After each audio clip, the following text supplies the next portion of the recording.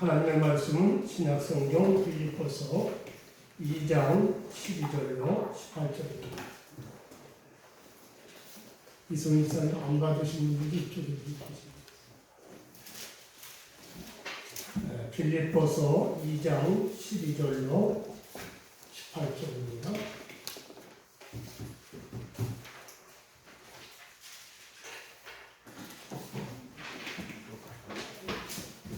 신약성경 319페이지입니다. 빌립보서 2장 12절로 18절까지 제가 한 절, 여러분들이 한 절 말씀을 교독을 보시겠습니다. 찾으셨죠? 그러므로 나의 사랑하는 자들아, 너희가 나 있을 때뿐 아니라 더욱 지금 나 없을 때에도 항상 복종하여 두렵고 떨림으로 너희 구원을 이루라.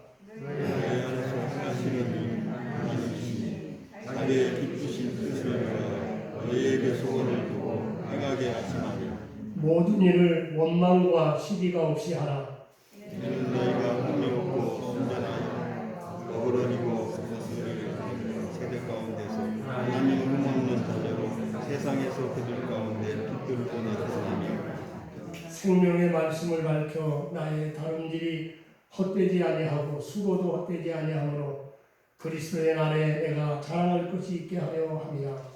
나는 너희 믿음의 재물과 섬김 위에 내가 나를 존재로 드릴지라도 나는 기뻐하고 너희 부모와 함께 기뻐하리니 18절 나같이 보십니다. 이와 같이 너희도 기뻐하고 나와 함께 기뻐하라. 아멘.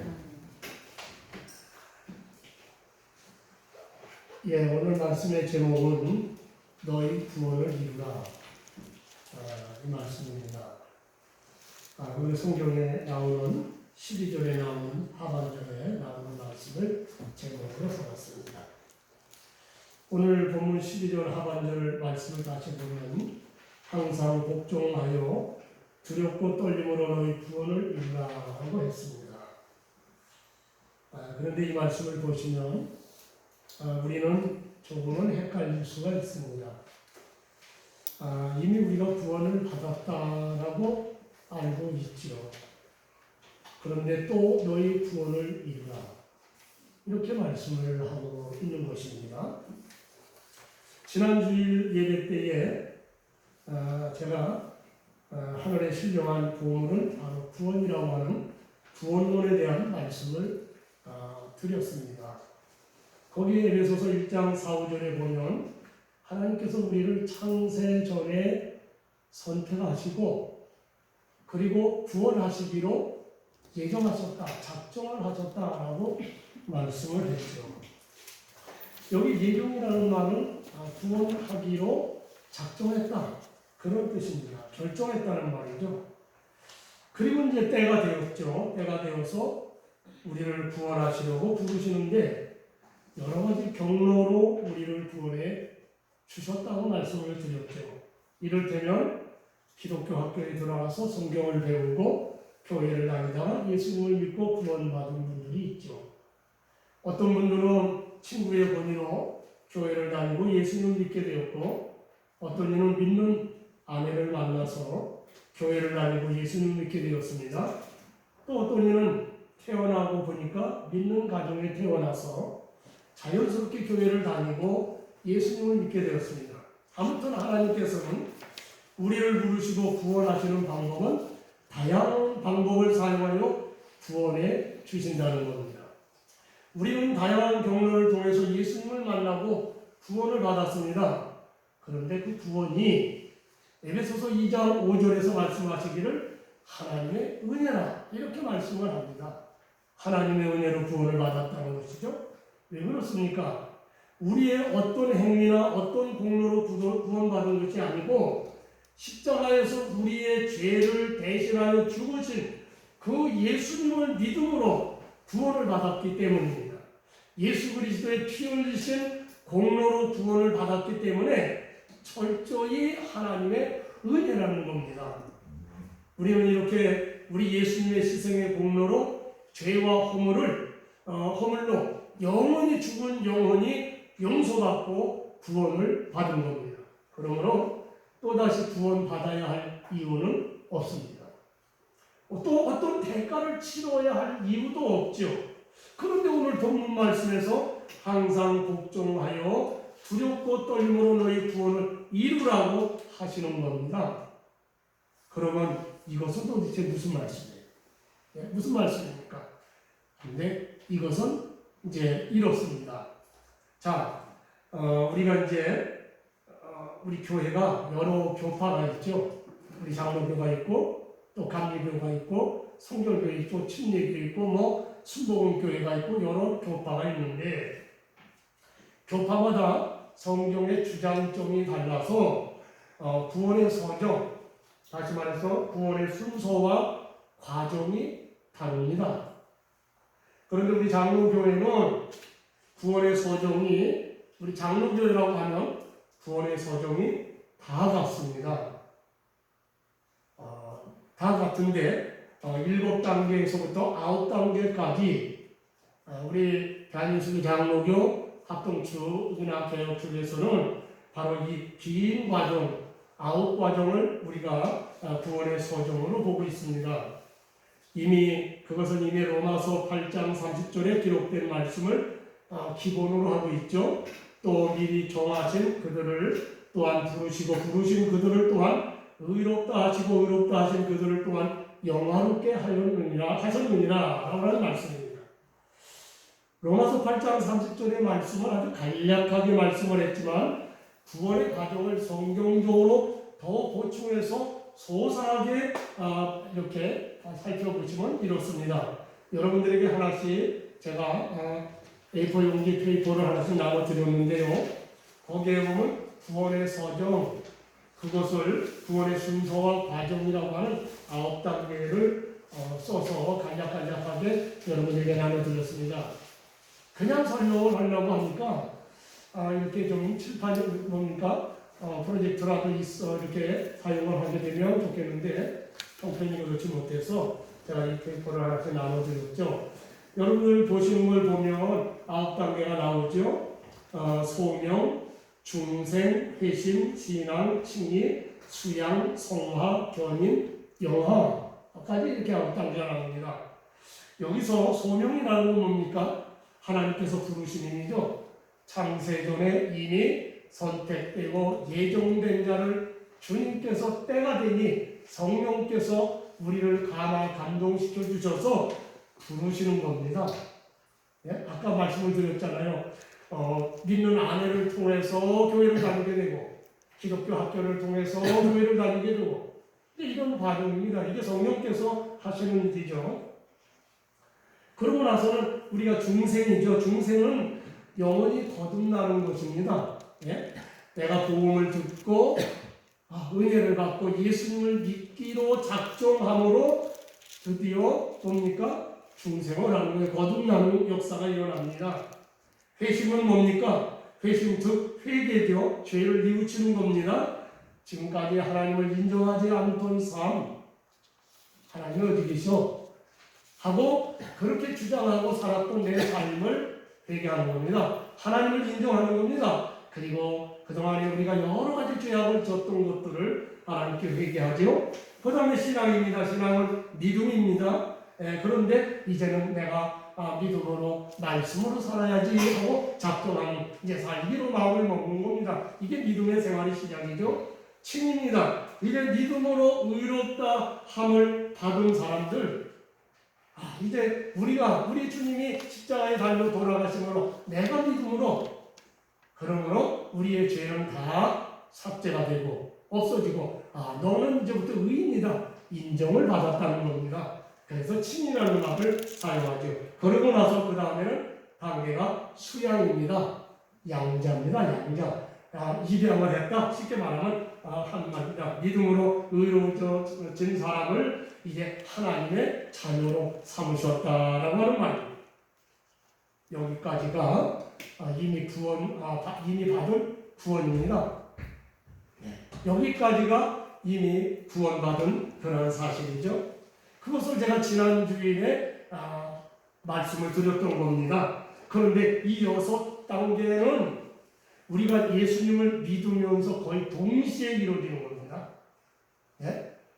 뭐 하면 뭐 순서 아닙니다. 요건 약간씩 바꿀 수도 있습니다. 그러니까 요거는 이 6단계는 내가 예수님을 믿겠다고 작정하고 회개하고 돌이키면 바로 이 단계가 다 6단계가 포함되는 거예요. 동시에 이루어지는 것이라고도 볼 수가 있습니다. 자, 여기까지가 오늘 우리가 예수님을 믿으면서 동시에 이루어지는 구원이죠. 그리고 그 다음 7번째 단계가 성화입니다. 성화. 이제 구원을 받아 하나님의 자녀가 되었으니 하나님 아버지를 닮아가는 그리스도의 분량까지 우리가 변화되어 현재 계속해서 이루어가는 구원입니다.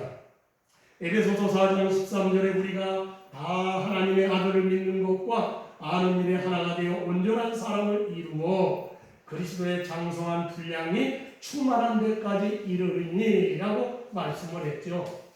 네? 바로 그 단계입니다. 그리고 그 다음 단계가 뭡니까? 견인입니다. 견인은 성령께서 우리가 중간에 탈락되지 않도록 낙심해서 또 혹은 상처를 받아서 혹은 이와 같이 세상으로 미혹을 받아 떠나가지 않도록 끝까지 붙잡아 주시고 성도가 참아내도록 만들어 주시는 하나 성령의 역사, 이걸 견인이라고 하죠.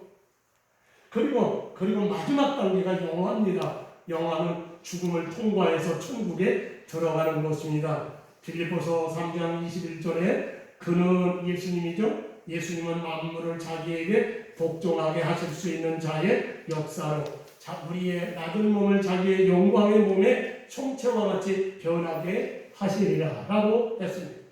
이 말씀은 구원의 마지막 단계인 영화의 단계를 설명하는 말씀인데 앞으로 장차 우리가 죽음에 이르러 인정하게 되시면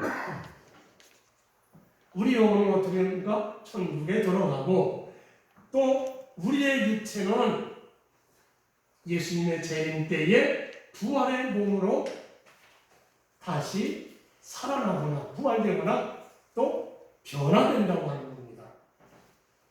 그때 우리는 예수님처럼 우리의 몸은 영광스러운 몸이 되죠. 신령한 몸이 됩니다.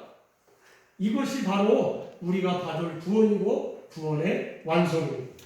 이것은 미래에 이루어질 구원이죠.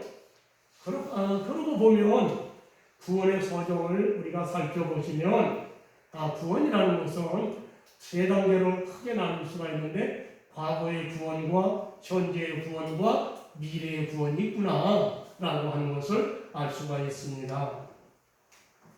그래서 과거의 구원은 아까 6단계까지가 과거의 구원이고 현재의 구원은 7번째 성화와 8번째 견인입니다. 여기 현재의 구원이죠. 마지막 미래의 구원은 뭡니까? 영화로운 세계에 들어가는 겁니다. 그러므로 지금 저와 여러분들은 현재의 구원의 단계에 와 있어요. 그래서 말씀을 하는 겁니다. 오늘 본문에 항상 복종하여 두렵고 떨림으로 너희 구원을 이루라. 이게 현재 구원 상태입니다. 여기 너희 구원을 이루라는 현재 구원은 아직 완전히 이루지 못한 우리가 계속 구원을 이루어가는 겁니다. 즉 성화 구원 과정입니다. 그런데 여러분 성화 구원 과정의 가장 문제입니다. 가장 어려운 과정입니다. 처음에 이제 예수님을 믿는 과정, 내가 이제 구원을 받고 하나님의 자녀가 되는 과정은 간단합니다. 그런데 이제 성화 구원이 가장 어려운 난관입니다. 왜 성화 구원이 어려운 문제냐 하면 예수님은 2000년 전에 이미 십자가상에서 승리를 거두셨어요. 그때 사탄은 결정타를 맞았습니다. 예? 하늘에서 마귀가 떨어졌다. 그러지 않습니까? 그래서 마귀가 이미 패전을 했어요. 큰 전쟁에서 이미 마귀는 졌습니다. 그런데 그 마귀가 아직 숨통이 완전히 끊어지지가 않는 겁니다. 네? 그래서 아직도 꿈틀거리며 발악을 하는 겁니다. 그러다가 마지막에 예수님이 재림하실 때에 그 사탄을 불과 유황못에 던져 넣으실 것이죠. 요한계시록 20장 10절에 또 그들을 미혹하는 마귀가 불과 유황못에 던져지니 이제 마귀의 마지막입니다. 그때까지 우리는 이미 구원을 받았지만 죄와 사탄의 시험 가운데 끊임없이 영적 전투를 치러야 합니다. 바로 이것이 현재 이루어가는 구원 즉 성화의 과정입니다. 그런데 우리는 이미 예수 그리스도를 믿음으로 죄 용서받고 하나님의 의로운 자녀, 다시 말해서 칭의를 입었죠. 이렇게 주님의 대속으로 의인이 되었지만 그러나 내게는 여전히 죄성이 남아있다는 겁니다. 네? 우리가 다 구원받아 하나님의 자녀가 됐어요. 넌 의롭다 인정받았어요. 그러나 우리 속에는 여전히 죄성이 남아있습니다. 죄의 뿌리가 남아있습니다. 그래서 세상의 유혹과 미혹에 잘 흔들리고 갈등을 하게 되는 겁니다. 그렇지만 그러면서도 영적 전투를 치르며 거룩한 모습으로 변화되어 가는 것이 성화 구원 단계입니다. 다시 말해서 거룩해져 가는 과정이죠. 죄악된 세상에 살지만 세상의 모습과 구별된 삶을 사는 겁니다. 그러나 우리가 얼마나 약합니까? 얼마나 우리 인생이 약합니까? 또한 세상을 이기고 사탄을 이길 능력이 솔직히 없습니다. 우리가 다 할 수 있다고 큰소리 치는 사람은 그건 좀 착각을 합니다. 그런데 어떻게 세상의 유혹과 미혹을 부딪히고 거룩해지며 구원을 이룰 수가 있겠습니까? 사실 우리는 자신이 없습니다. 그러나 두려워하지 마시길 바랍니다. 빌립보서 1장 6절에 이렇게 말씀을 하셨죠. 너희 안에 착한 일을 시작하시니가 그리스도 예수의 날까지 이루실 줄 우리는 확신하노라. 여기 착한 일이라고 하는 것은 구원입니다. 구원을 너희를 구원하시기로 작정하신 하나님의 구원의 역사가 예수님의 재림하시는 그날까지 반드시 이루어 주신다는 겁니다. 여러분 믿어지십니까? 그러므로 여러분 가장 난관인 성화 과정도 두려워할 것은 전혀 없다는 겁니다. 나를 주님께 맡기고 살면 성령님께서 우리를 영원한 천국에 들어가는 것까지 붙잡아 주시고 구원해 주실 줄로 믿습니다. 그러면 두렵고 떨림으로 우리 구원을 이루라고 했는데 어떤 기준으로 성화 구원을 이루어 가야 할까요? 성화 구원의 기준은요 바로 예수 그리스도입니다. 우리가 어떤 모습으로 성화되어야 할지 어떤 모습으로 변화되어야 할지 우리는 몰라서 어떤 분들은 성경의 모세를 닮아야 됩니다. 사도 바울을 닮아야 됩니다. 맞죠? 성경에 아주 이분들은 대단한 분들이죠. 네? 회개를 잘했던 다윗을 닮아야 된다. 그런 말을. 아니 어떤 거룩하게 사실 목사님을 닮아야 된다. 그렇게 생각을 하지만 우리의 거룩한 모습의 모델은요 사람으로 오신 하나님의 아들 그리스도 예수님입니다. 성경은 성도들이 하나님처럼 거룩해져야 한다고 누누이 강조합니다. 베드로전서 1장 15절에 오직 너희를 부르신 거룩한 이처럼 너희도 모든 행실에 거룩한 자가 되라 라고 하셨죠. 그런데 그 거룩한 이가 누구십니까? 사람으로 오신 예수님이십니다. 하나님께서 우리를 구원하시고 자녀 삼으신 목적이 있습니다. 그 목적이 바로 그 거룩한 형상을 이루는 겁니다. 로마서 8장 29절에 하나님이 미리 아신 자들로 또한 그 아들의 형상을 본받게 하기 위하여 미리 정하셨으니 이는 그로 많은 형제 중에서 맏아들이 되게 하려 하심이니라고 했습니다. 그 거룩한 형상은 하나님의 맏아들 되시는 예수님이십니다. 하나님께서 우리를 선택하셔서 거룩하신 예수님을 닮아가게 하려는 겁니다. 그러므로 하나님은 우리의 아버지가 되시죠. 한 일념에서 우리가 보면 하나님은 우리의 아버지가 되시고 예수님은 하나님의 맏아들이 되시고 우리는 하나님의 자녀가 되면서 동시에 예수님의 동생이 되는 겁니다. 예수님의 동생이 됐으니까 예수님과 우리가 벽이 같다고 해서 같이 이렇게 막 맞짱을 떠도 된다 아닙니다. 예를 든다면 그렇다면 어떤 사람이 고아원에서 한 아이를 입양했습니다. 그런데 그 아이의 어떤 조건을 보지 않았어요. 많은 아이 가운데 무조건 선택을 해서 데려왔습니다. 그런데 이제 입양한 후에는 그 집안의 가풍을 지키게 하는 것이죠. 그 아버지와 어머니의 모습을 닮아가도록 이 아이를 교육해 갑니다.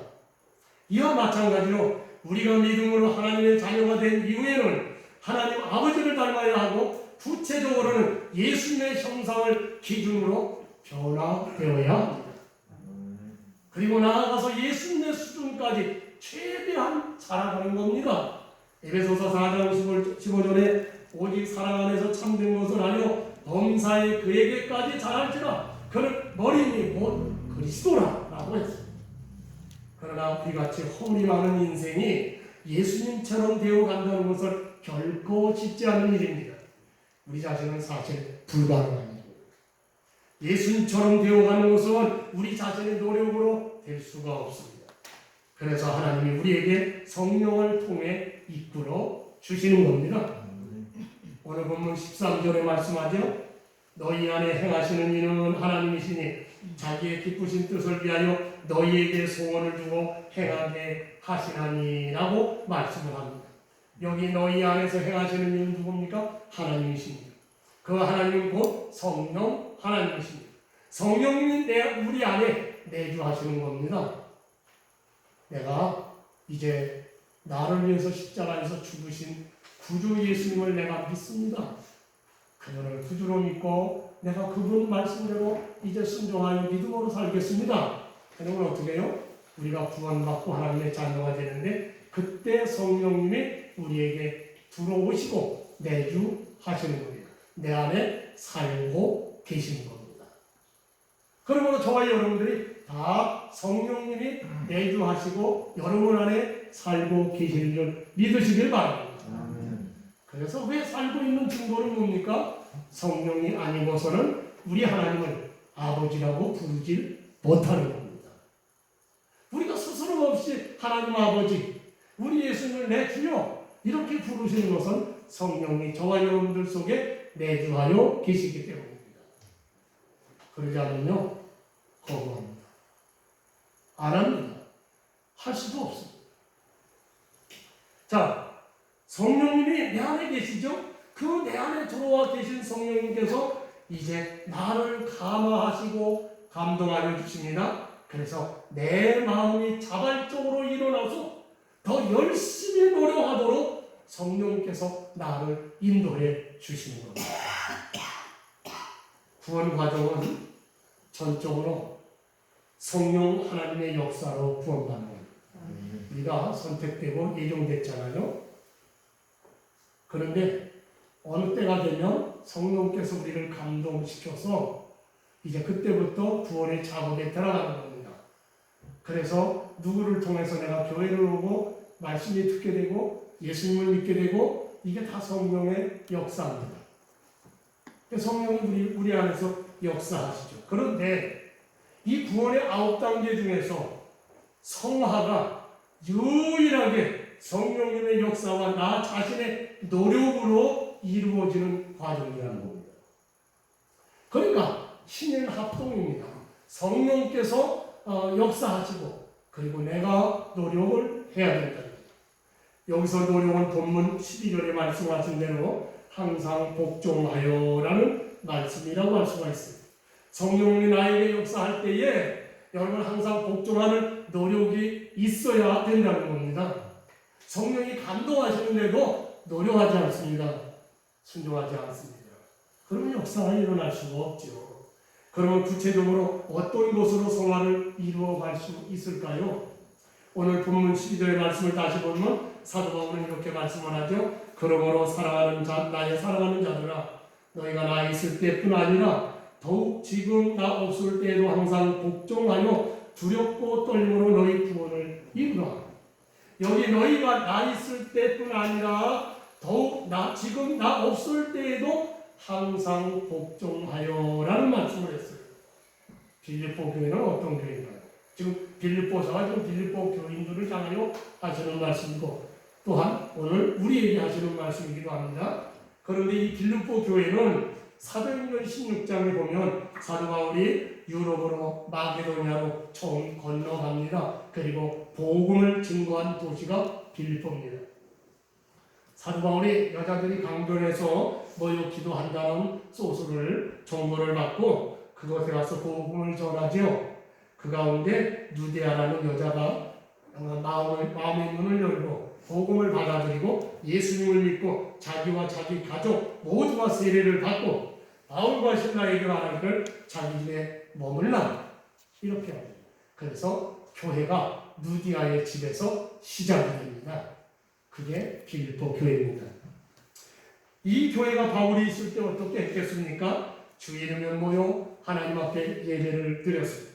말씀을 듣고 기도하고 찬양하고 헌금을 드리고 바울의 마지막 축복 기도를 받았습니다. 어떠한 상황에서도 변함없이 항상 모여 예배 생활을 했습니다. 그러므로 지금 바울은 내가 그곳에 없더라도 그때 바울이 있을 때처럼 여전히 주의 이름은 변함없이 예배를 드려야 한다는 것이죠. 성화의 첫 단추가 예배를 게으리 하지 말아야 한다는 겁니다. 전 세계 교회는 지금 3년차 코로나로 엄청 큰 시련을 겪고 있죠. 그래도 성령에 이끌린 성도들은 변함없이 주님 앞에 나와 예배했습니다. 이렇게 변함없이 나와 예배를 드리는 성도들은 우리 하나님을 기쁘시게 해드리는 것이었고 점점 우리는 예수님을 닮아가는 삶을 살게 되는 것입니다. 히브리서 10장 25절에서 모이기를 피하는 어떤 사람들의 습관과 같이 하지 말고 오직 권하여 그날이 가까우면 볼수록 더욱 그리하자라고 하였죠. 무슨 말입니까? 주님이 오실 날, 주님이 재림하실 날이 가까우면 가까울수록 모여 예배하는 일들이 점점 도전을 받는다는 겁니다. 예배 드리기가 점점 어려워진다는 것이죠. 그럼에도 불구하고 이미 구원받은 우리들은 성령님의 감화와 감동으로 더욱 예배하는 일에 힘써야 될 줄로 믿습니다. 또 바울이 있을 때 무엇을 했을까요? 그것은 말씀을 배웠을 겁니다. 사도행전에 보면 사도 바울은 가는 곳마다 말씀을 가르쳤습니다. 디모데전서 4장 5절에 하나님의 말씀과 기도로 거룩하여진다라고 분명히 말씀을 합니다. 그렇죠. 하나님의 말씀과 기도가 성화의 방편이라는 것을 알 수가 있습니다. 말씀은 거울과 같습니다. 말씀을 읽고 묵상하면서 우리 자신의 모습을 들여다보게 됩니다. 아니, 말씀 안에서 하나님의 축복된 말씀 또 모든 은혜로운 말씀들이 많이 있죠. 그러나 어떤 말씀은 이와 같이 그 말씀을 통해서 내 자신을 돌아볼 수 있도록 하는 여러 가지 말씀들이 나오죠. 특별히 예수님을 닮아가라고 했을 때 예수님의 모습을 볼 때 내 모습은 너무도 죄악된 모습입니다. 예수님 얼마나 거룩하신 분입니까? 네? 진리이신 예수님, 그분은 하나님 아니십니까? 그러므로 예수님과 나를 비교해 볼 때 나는 초라한 인생이죠. 그러므로 자신의 부족하고 죄악된 모습을 발견하면서 고치고 또 고치게 되는 것입니다. 예수님도 이렇게 말씀하셨습니다. 요한복음 17장 17절의 기도문 속에서 그들을 진리로 거룩하게 하옵소서. 하나님의 말씀은 진리니이다. 그렇습니다. 진리의 말씀만이 우리를 거룩하게 만듭니다. 그러므로 여러분은 성경을 늘 가까이 하시기를 바랍니다. 하루에 한 장이 어려우시면 역부족이라도 읽으시기를 바랍니다.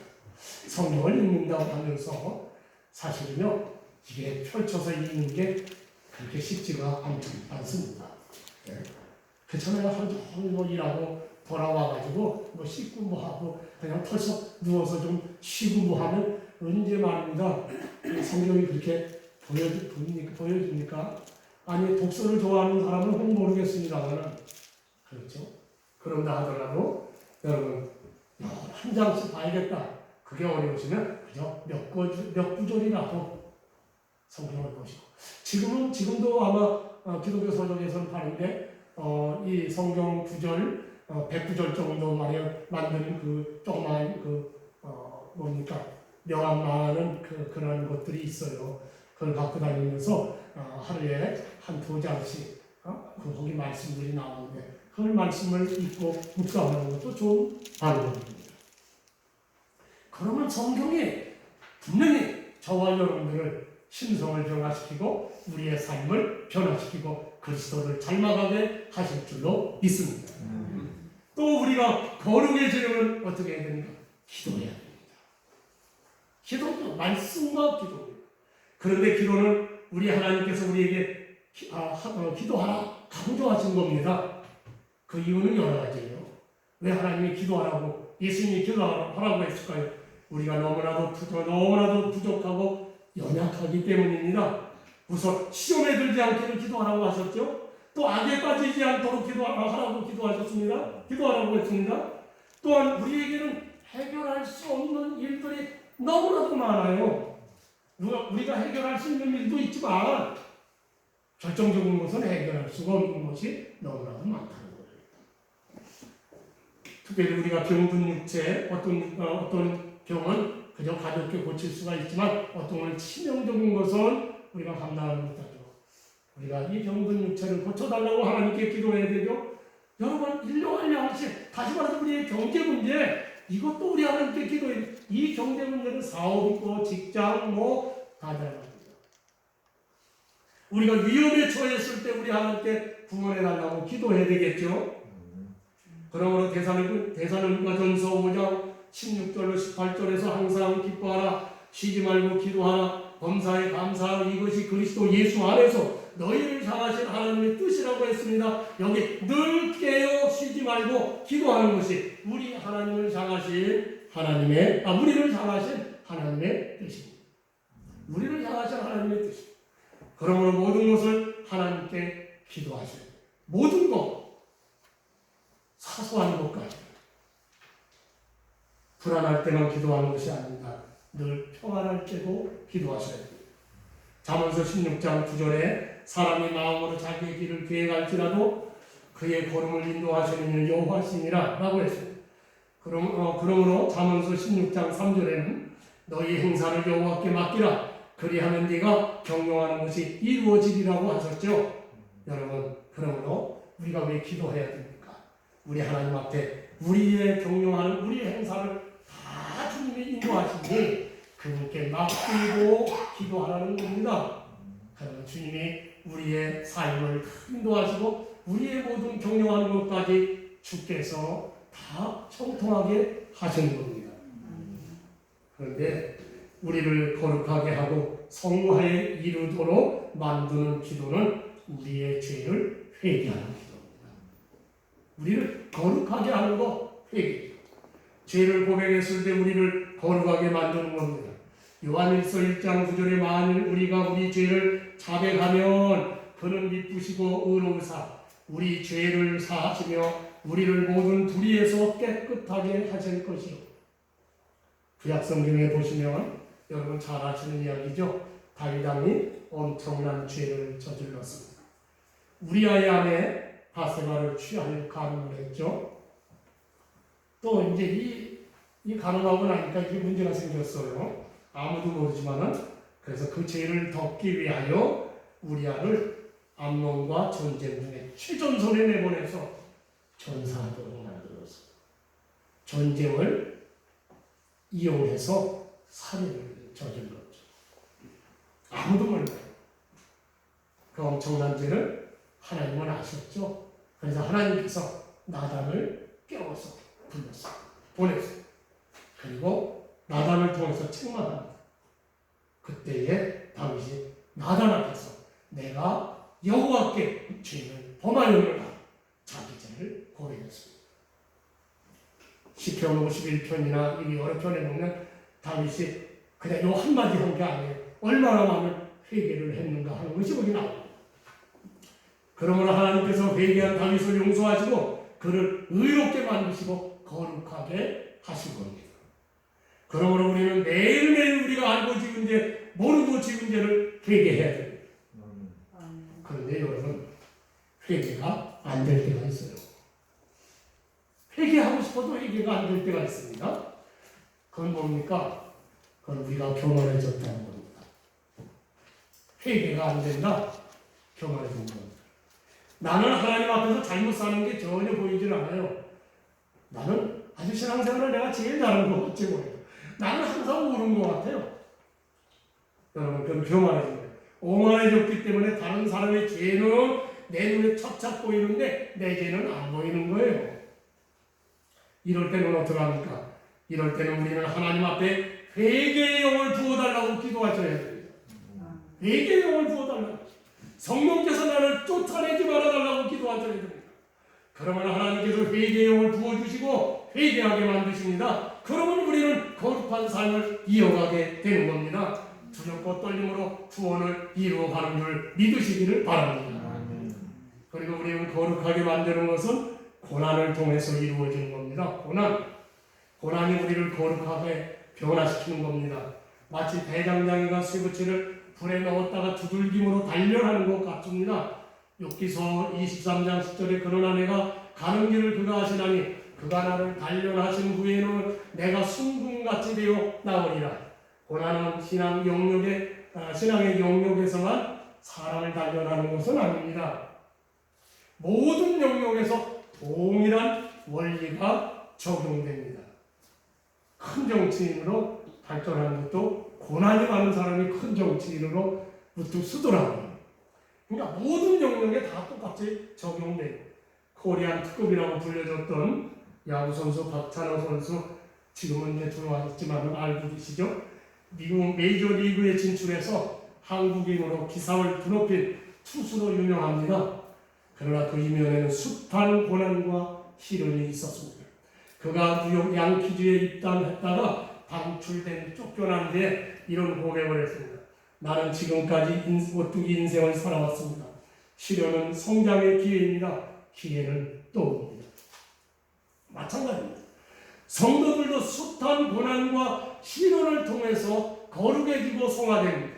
그러므로 시편 기자는 시편 119편 71절에서 고난당한 것이 내게 유익이라 이로 말미암아 내가 주의 윤례들을 배우게 되었나이다. 고난은 힘들지만 고난은 우리를 거룩하게 만듭니다. 그러므로 고난을 두려워하지 마시기를 바랍니다. 주님을 의지하면 성령님이 이기도록 하시는 줄 믿으시기를 축원합니다. 마지막으로 한 가지 더 말씀을 드립니다. 우리가 이렇게 성화되어 가면 어떤 좋은 결과가 나타날까요?